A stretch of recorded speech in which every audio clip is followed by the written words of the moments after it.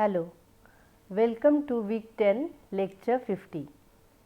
Today we will talk more about language endangerment. I have already introduced the notion of language endangerment in the last class.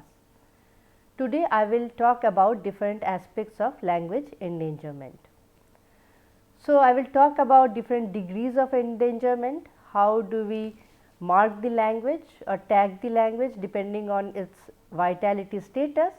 So I will also talk about how do we actually measure language vitality, how can we say that one language is severely endangered while the other one is critically endangered. How do we know that, or how can we say that a language is endangered while the another one is not endangered. So how do we measure that? We will also talk little about language hierarchy in India, and we will talk about case of ancient Greek and Latin. So are these languages considered to be dead language or extinct language? We will know about that. We will also talk a little about whether we talk about language death, but are new languages also born? So if they are born, then why can't they take the place of the death languages? So we will also talk about that. And finally, we will talk about why languages should be saved. Why do we need to save languages? What's the issue about all these language endangerment and working for that, trying to document languages? Why? Why do we at all need to do that? So we will talk about all these today. So when we talk about degree of endangerment, language endangerment has been classified in different degrees by UNESCO. So this scale actually tags languages depending on its vitality status. So a language can be marked as safe, so that means it is not endangered. Then a language can be vulnerable, so it is not endangered, but it might get endangered in coming times. Then we looking at the endangerment status of a language, we can mark it as definitely endangered, severely endangered, or critically endangered.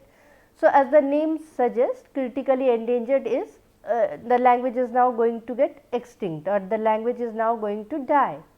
And then the last step is extinct, when the language dies out totally. So these are the scales used by UNESCO in its Atlas of Endangered Languages, and their various languages has been marked according to this scale. So you can see this page, where this is a page for UNESCO's Atlas of World's Languages in Danger, and you yourself can actually browse through it. I have given the link. So you can type the name of your own language and you can see in which category your language falls. Is it vulnerable, or is it definitely endangered? Whatever it is, you can actually see. So and you can also look for other languages. This side you can see the scales are here. So these are the markings. So depending on that, the languages have been marked.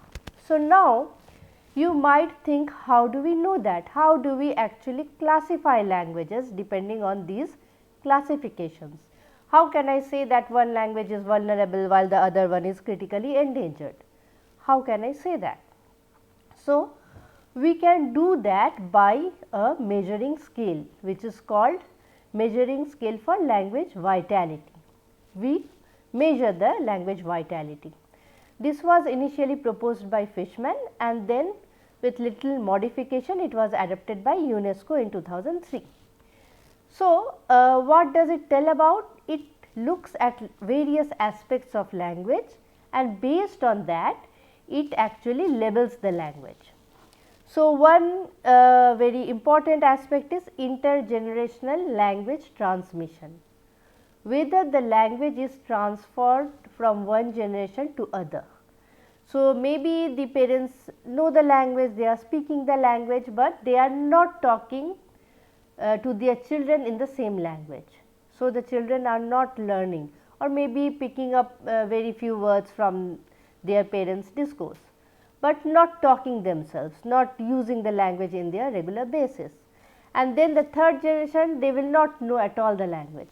So when the language is actually transferred from one generation to other, then the language is said to be quite healthy, because the new generation, they are learning it and then they will pass it on to the other generation.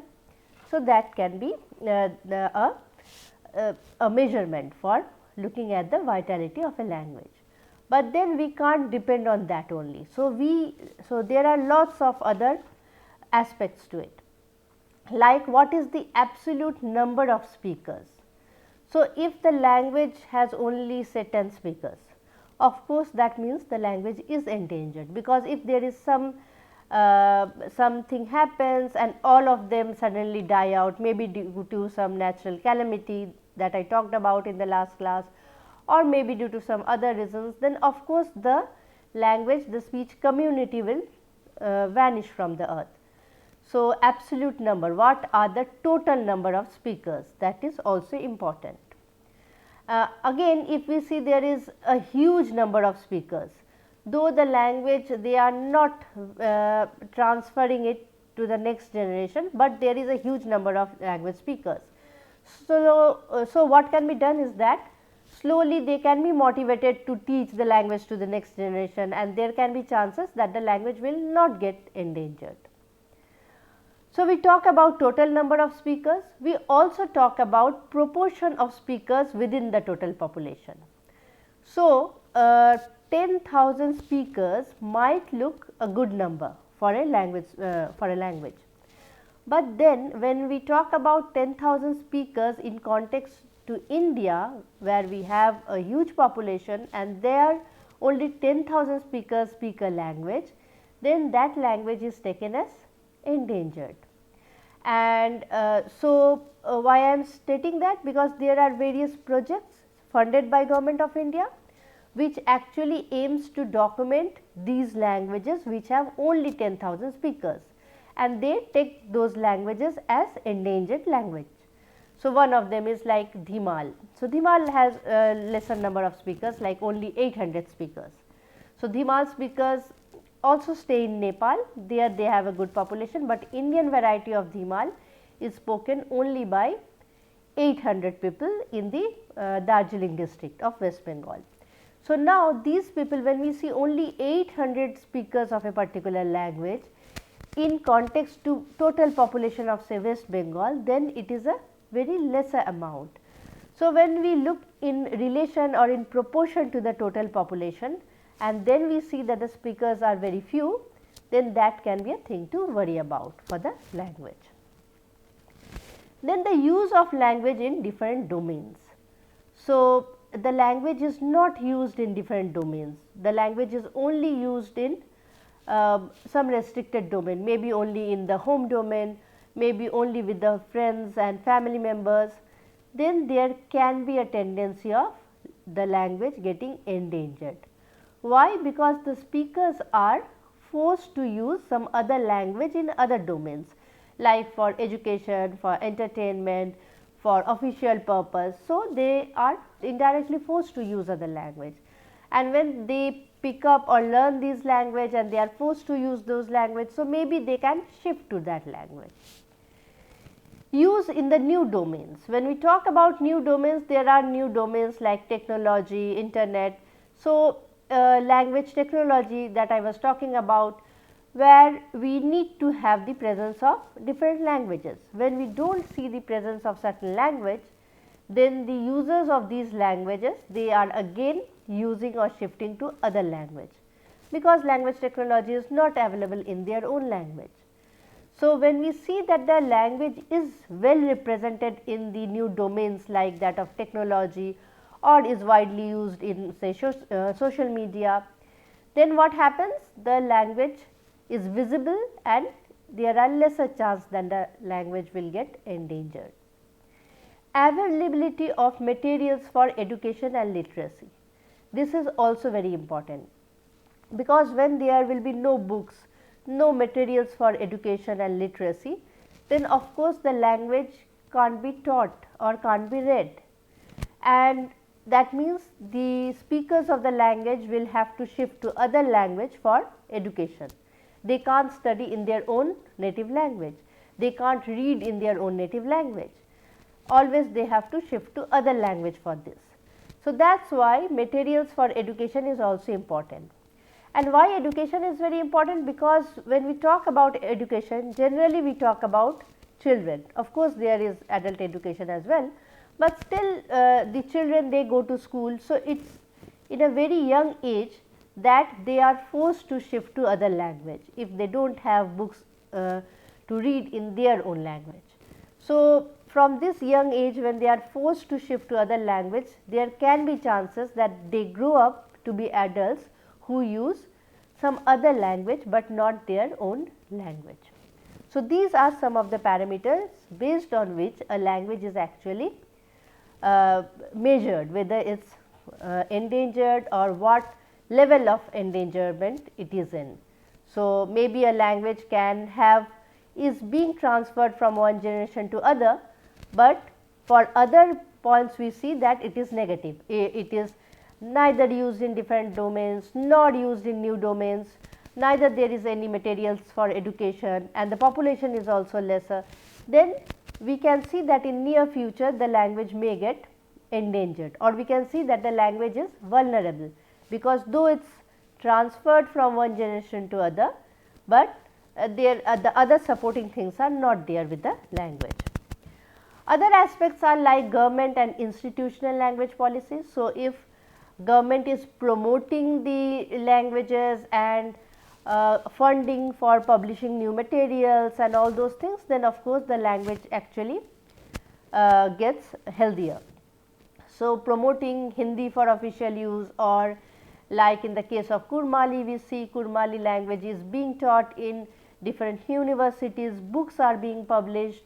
So, when a certain government or institutions supports a particular language, various universities are supporting Kurmali to be taught in as a subject, or people doing research on this, then of course, the health of the language improves. Community attitude toward their language. So, it is very important again. So, what does the community members feel about their language? Do they feel very proud speaking their language? Do they feel that their language is prestigious enough to be used in public domain, or do they feel very negative about their language? They do not feel like speaking in the public domain, they try to hide their identity, linguistic identity. So, in many cases community members, they do try to hide their identity, while in other cases they actually want to showcase their identity, they want to establish their identity. So, if we see there is a very positive attitude related to the community towards their language, then there is chance that the language will not get endangered. While in the other way, when there is negative attitude towards one's own language, there are chances that the language will get endangered. So, I will give you an example. Earlier Santhali was not a scheduled language, but then Santhali was added as a scheduled language. So, it is a government policy, it comes now as a scheduled language, and then now we see that Santhali is being taught in the schools, lots of books are being published in Santhali and all. So, now earlier those people who did not feel very proud of saying that they are speakers of Santhali, now they feel very proud of saying that. Not only that, the neighboring smaller communities, the minor communities like Mahali.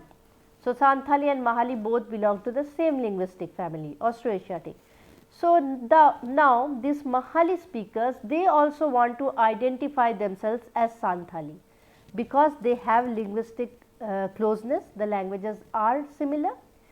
But why do they want to identify themselves as Santhali? Because Santhali now is a scheduled language, and they know that there is more prestige related to Santhali than Mahali. So, Mahali maybe people have not even heard about the name, but Santhali lots of people know. Now, books are being published in Santhali.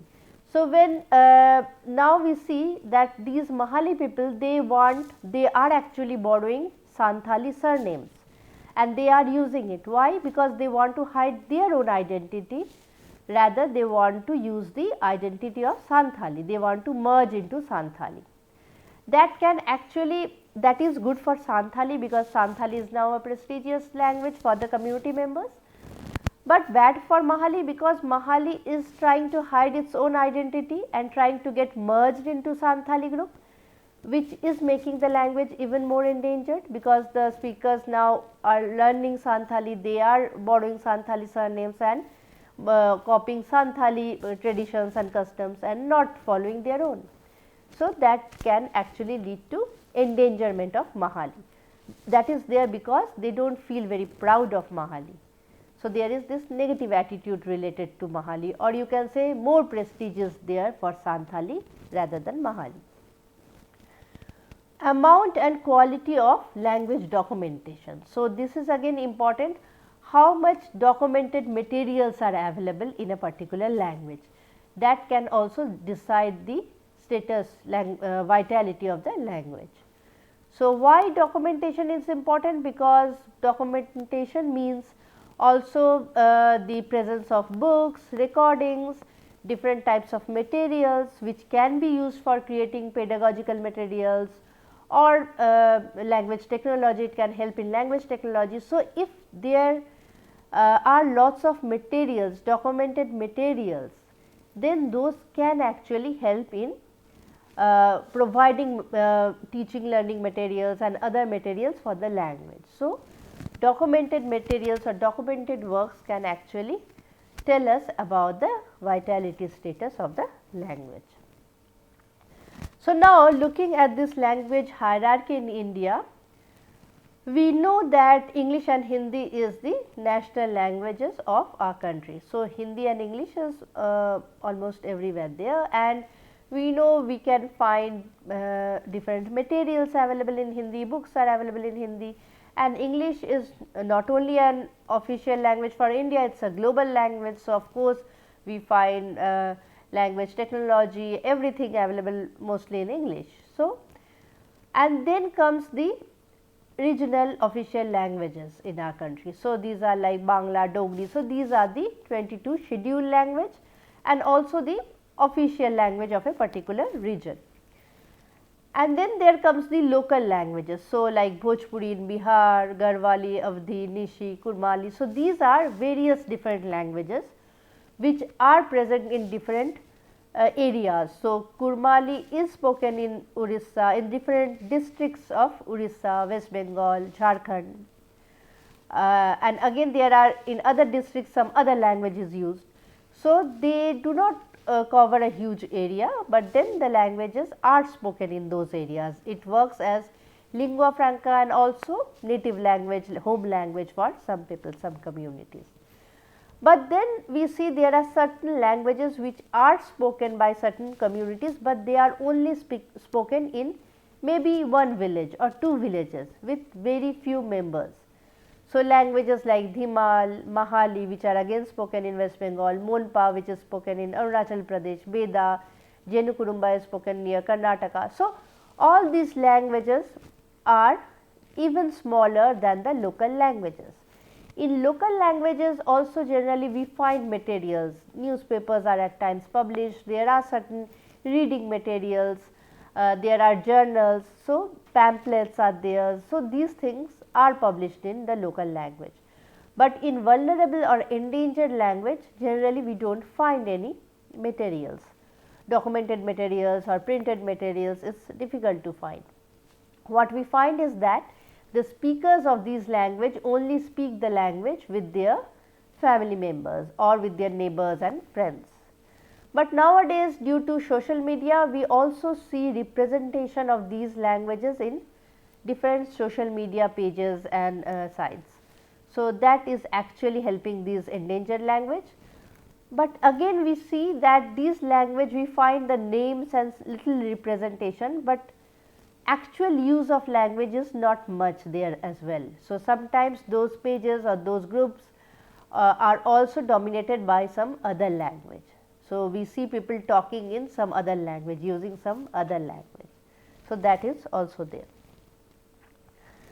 So, when we talk about language death, at times people wonder, are languages like ancient Greek and Latin, are they also dead language? So, should we consider them dead? But these languages are not considered dead. Why? Because they of course, they are no longer spoken in the form that they were used to spoken in one point of time or the way it was written in ancient times. But what happened is that several other languages came out of it. They were not replaced by some other language. Ancient Greek slowly evolved into modern Greek, and Latin slowly evolved into modern Italian, Spanish, French, Romanian and other languages. So, what happened is that these languages evolved to be other language, and you can think like tributaries of river, different languages came out of it. So, it evolved to be 4 or 5 different languages. The same way, when you read a text from say Old English or Middle English, it is difficult to understand. So, if you read Middle English Chaucer, it is very difficult to understand for modern English speakers. But that does not mean English has died. That English has evolved to be the English of present times. The modern English is very different from the Middle English or the Old English. It is actually very difficult to understand. Even if you read Shakespeare, there are phrases, there are things which are no more in use. We do not talk like that, we do not write like that. But that again does not mean that the language has died. But rather what has happened is that the language has changed over the time, and that is very natural. That happens with every language. So, if you watch movies, you watch a very old movie in Hindi and you watch a recent Hindi movie, you can easily identify the differences in the use of language, and you do not even need to be a linguist to understand that. You can easily notice that. Not only for Hindi, for any language you see, you listen to a very old song or you listen to a very old film dialogues and the recent one, you can actually see the difference in the choice of words, in the sentence structure. At every level you can find the difference. Certain words have actually been replaced by other words. Certain words now have different meanings. So, the meanings, the words, they change with the time, and those changes are not taken as instances of language death. Rather, that is evolution. So, like everything else, languages also evolve. Now, when we talk about languages dying, we also talk little about new languages being born. Yes, of course, languages are also born. It is not only about death. Over many centuries, different dialects of a single language can grow to be distinct language. So, from one language we can get 5 or 10 different languages. So, there is little variation and more variation, and slowly there can be a totally new language. Like American Sign Language have been born within the last few centuries. Tok Pigeon, the national language of Papua New Guinea, has developed from an English based pidgin. So, there we have seen new languages being coming out, but then these languages actually can't take place of the dying language or the dead languages. Why? Because the old languages have developed over the time. Over the entire course of human history, through humans, the languages have actually evolved. The newer languages will again take time to evolve, to come to that stage in which now we have the older languages. So, slowly they are evolving. So, the newer language will take time to evolve, like the older languages have evolved and come to the current stage. One point. And secondly, once we lose this linguistic diversity, it is very difficult to create that. It is very difficult to get it back, because of course the languages are evolving, or the languages we are getting new languages, but then that pace is very slow, slower than the rate in which languages are dying. So, languages are dying real fast.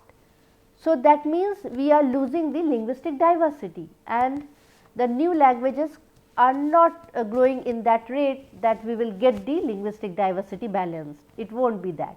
So, once we lose this linguistic diversity, it is a loss forever. Now, so you know why the languages should be saved. Of course, for linguistic diversity, of course, because the gap can't be filled by new languages or anything else, but also loss of linguistic diversity also means loss of cultural diversity. Moreover, biodiversity is also affected by linguistic diversity. So, loss of linguistic diversity also affects biodiversity. These are certain things. Moreover, certain studies have shown that some modern problems like global warming, psychological disorders can actually be treated through the use of indigenous languages or one's own native language. So, it has been seen that those communities which migrate from or shift from one language to other, or the communities which have which do not speak its native language anymore and have shifted to other languages, in those cases psychological disorders are more. In fact, again a very recent study has stated that language use and revitalization emerge as protective factors in health of indigenous populations. So, when people use their own language, then there are lesser psychological disorders which have been seen than when they leave their own language and shift to other language. Because when there is language shift, there is also identity crisis is there. So, because language is very closely related with identity. So, that is there. There are also various amazing facts and knowledge system which is hidden in different languages. So, when we lose a language, we also lose all this information.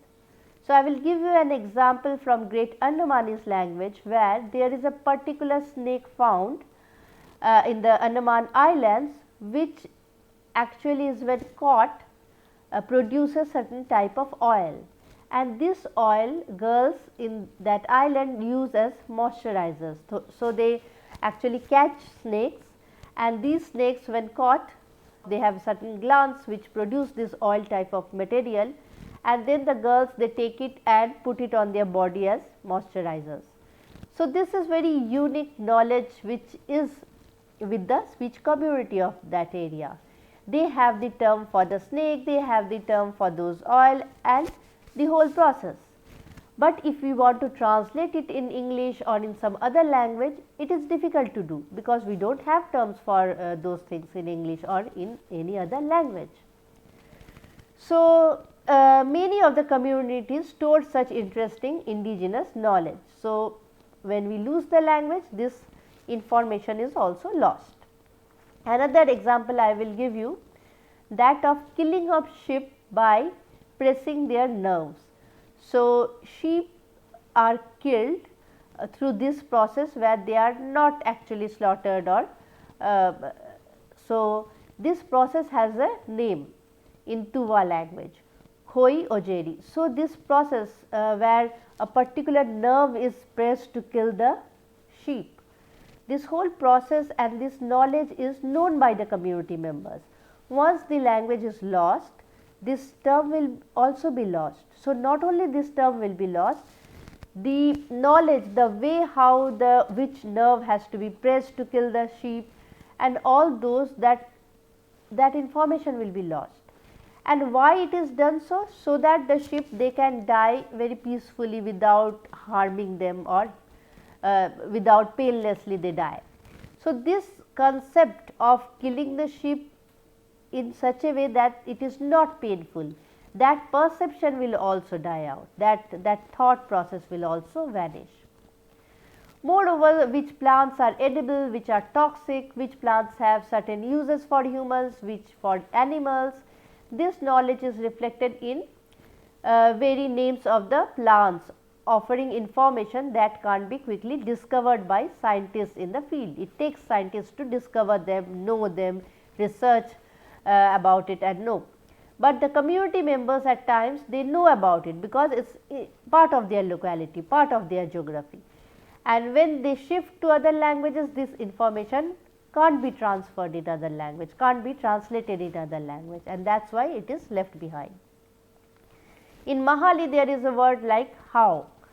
The word refers to a particular type of red big ants, and these ants are consumed to cure cough and cold. So, Now, and the eggs of these ants are sold in the local market to catch fish. So, the fishermen in those areas, they use it to catch fish. So, this is actually part of ethnomedicine, where we know about the local medicine system. So, they when they have cough and cold, they do not need to actually go and get medicines, but they can use these. That can be a thing which can be explored, but this knowledge system that this fish can cure cough and cold, or the eggs of this ant can be used to catch fish, all this information lies in the language. We have also seen that different totems are there. Totems are the origins of different clans. So, in many of the speech communities, we see that they have different totems from where the clans have actually evolved.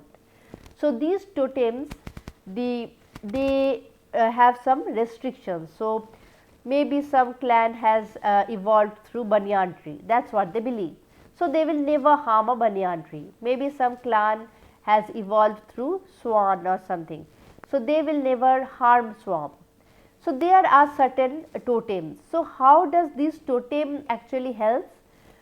Totems actually a community which consumes everything, eats everything, but a particular group of people from this community will not eat, say, hen, because they believe they have evolved out of hen. So, that is also a way of preservation.